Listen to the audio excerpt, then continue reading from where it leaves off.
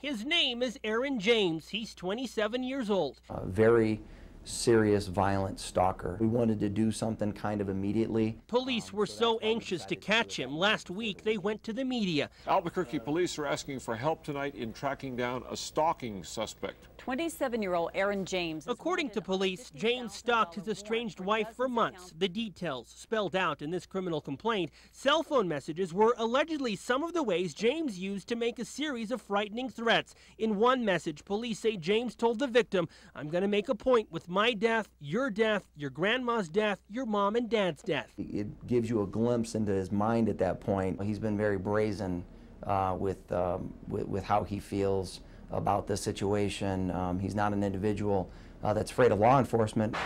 Police say the stalking investigation began after Aaron James called the victim at the restaurant where she works. Police say he told an APD officer over the phone at the restaurant, "I'm just going to come in and get her and you will have to kill me to stop me." James is 6 feet tall, 200 pounds, with brown hair and blue eyes. 4 days after the news stories began, Aaron James turned himself in at the Metro Detention Center. That's him appearing before a Metro Court judge this afternoon. Bond will be $100,000 cash only. Police say it appears he will be in jail for a while, but still. There is apprehension that one day he may be released again and the activity would start back up.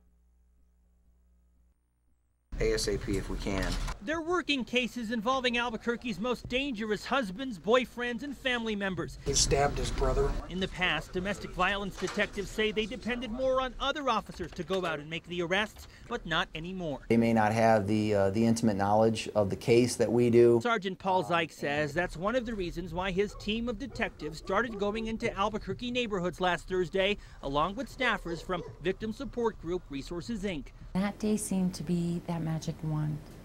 Things happened. Take a look at the men police have either arrested or served temporary restraining orders since the operation began. The allegations against the men range from kidnapping to stalking to battery against a household member. One of them is 19-year-old Bobby Casares. According to his arrest warrant affidavit, Casares beat up his girlfriend last month, then held her hostage, strangling her to the point where she lost consciousness. The affidavit states he warned his girlfriend he had killed people before and would not let her leave. Catching him was a big deal. He's always known to be armed, always known to carry weapons. We read every arrest report.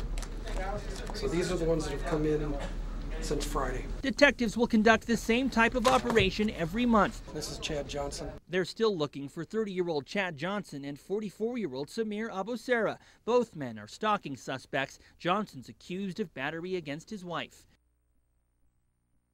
The search for Leonard Clausen was part of a larger search this week for the city's worst domestic violence offenders and stalkers. The person's a known gang member, known to be armed. We were with officers from APD's stalking unit going door to door, hunting them down. There's call warrants and confirming with them too.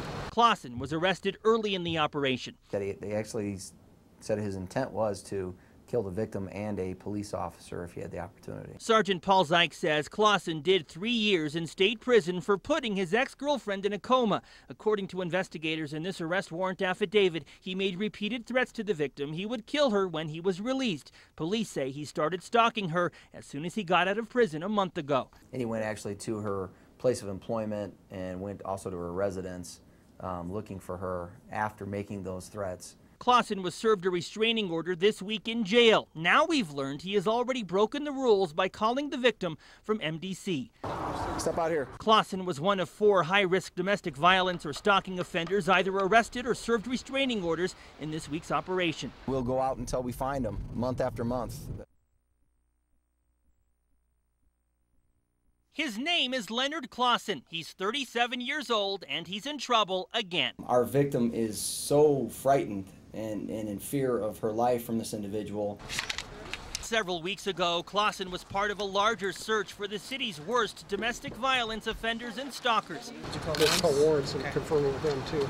According to police, Clausen did 3 years in state prison for putting his ex-girlfriend in a coma. According to investigators in this arrest warrant affidavit, he made repeated threats to the victim he would kill her when he was released. Police say he started stalking her as soon as he got out of prison back in March. Weeks later, he was arrested on stalking charges. First chance he gets when he gets to jail, same thing. APD Sergeant Paul Szych says Clausen was served a restraining order at MDC, but that did not stop him from calling the victim from jail. According to this criminal complaint, the victim received a call from an inmate housed at MDC May 2nd. She received another call from MDC May 5th. Police say the victim later received a third call from a woman who said Clausen doesn't know why the victim called the cops. Leave him alone.